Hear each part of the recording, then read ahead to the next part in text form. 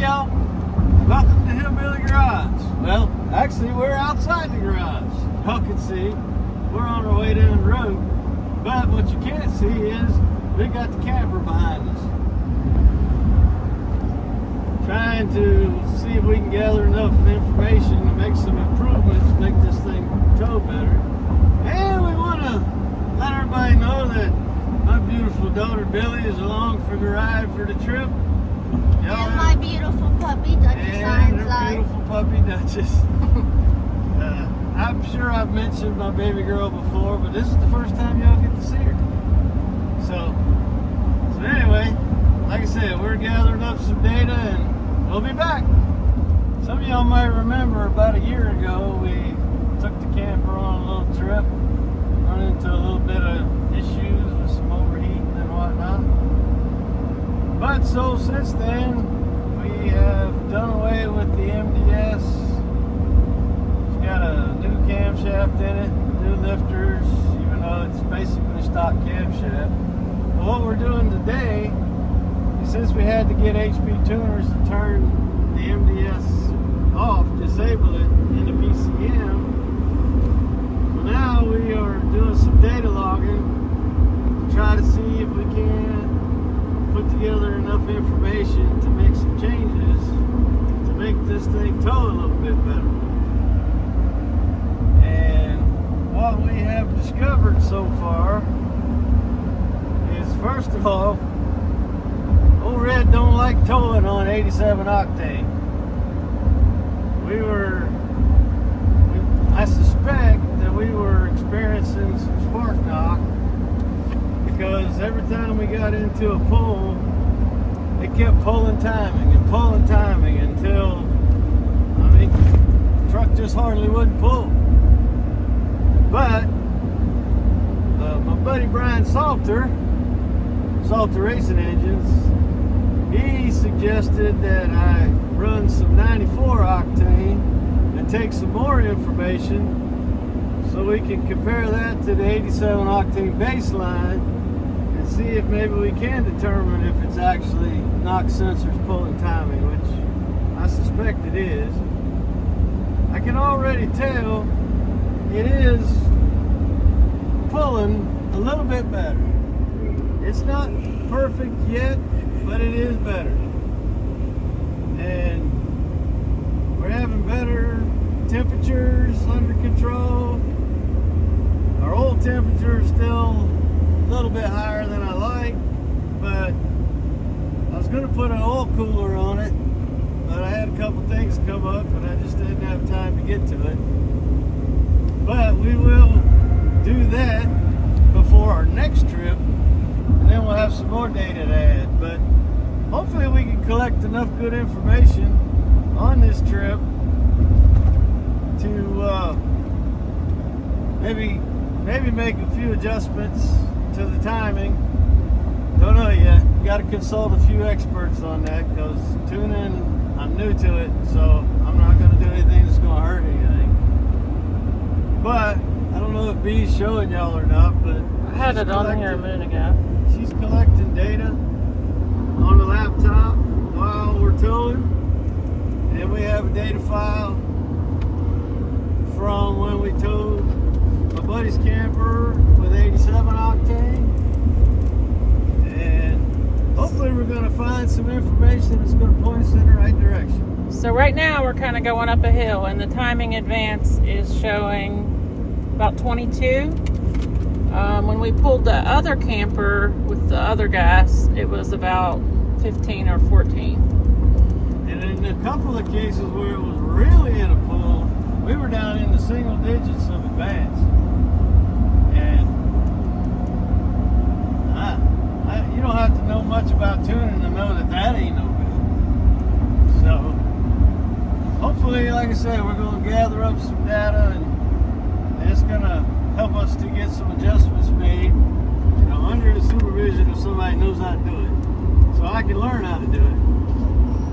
But anyway, we just want to let y'all know what we were up against, and we take a look at this data later, then we'll get back with you and see if we can spot any differences. So we'll be back. Alright, y'all. We have been pulling the hills on the turnpike. We're getting some good data. We definitely need some adjustments.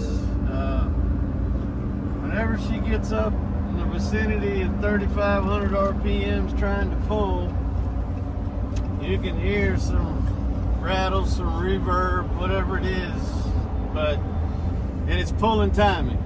So obviously the knock sensors are picking up that noise.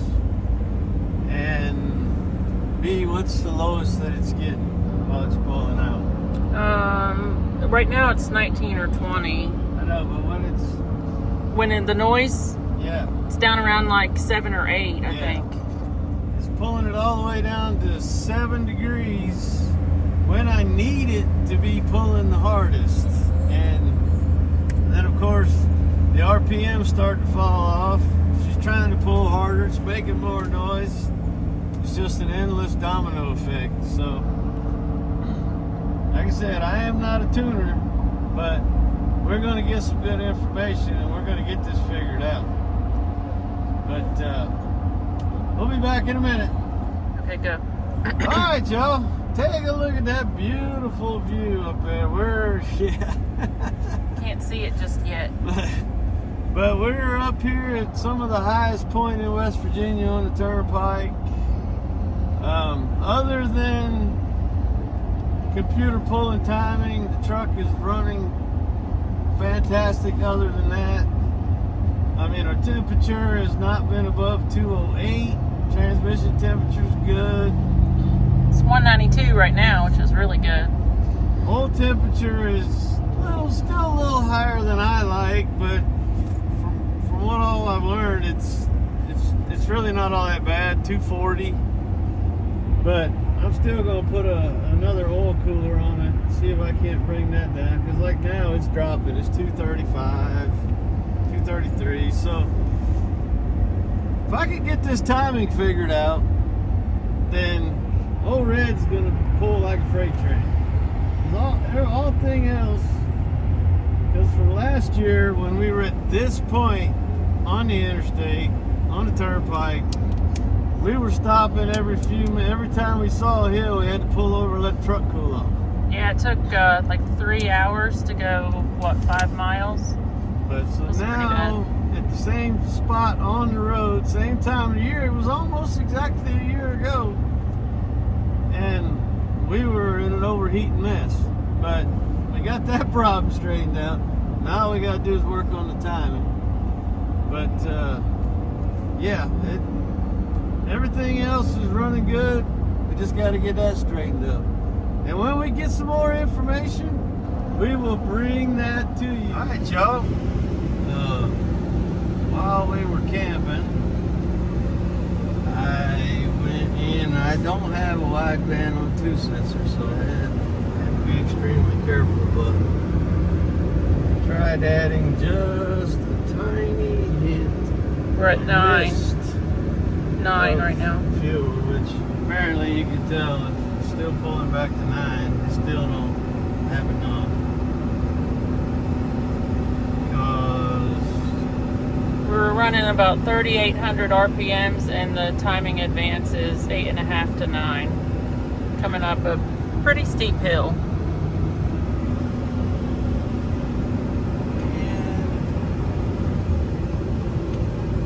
it just tells me that knock sensors are picking up noise and they're pulling timing, but until I get the wideband O2 sensor, I can't tell how much fuel is missing. So, but running a premium fuel has made a big difference to what it did before. So that does tell me that we have spark knock issues, and that's where the majority of our problem lies. But until we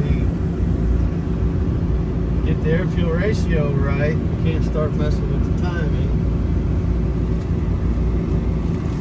So that'll be our next project, to get a wideband O2 sensor and then get some more data.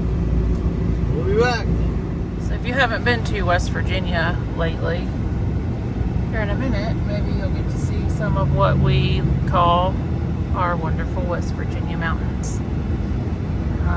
Our windows are kind of dirty, but sorry about that. But here soon I'll show you the view coming up over this hill. Right now we're running 2400 RPMs and our timing advance is 26, about 26-ish average. And this is the steepest part of this hill coming home. So anyway, the view out this way is pretty awesome. There you go, you can see it. I'm gonna take a picture. Beautiful mountains of West Virginia. This is what we call home. Home sweet home. There you go, you can see the beautiful view. All the way out there somewhere. You're running 3800 and then you're at like 910. All right, y'all. Well, we're back at Hillbilly Garage. Trip went pretty good. I know that we don't have any definitive answers on the data that we've collected. I have to order a wideband O2 sensor so that we can collect, the AFRs and compare it with the rest of the data. But what I have pretty well determined, and I'm pretty sure of it, is when we get above 3,500 RPM, the NOx sensors are pulling timing, and the higher you climb above 35, the more it pulls. Because when I was able to keep it at 3,400 RPMs, it would carry 25, 28 degrees of timing, and it would pull pretty good. But as soon as I broke 35, 36, it started pulling timing. So Tell them what else you did with the fuel. I added a little sprinkle of fuel, very little, because I'll be honest with you, I was a little bit afraid to, go crazy. And honestly, I couldn't really tell if it helped any. It didn't hurt any, but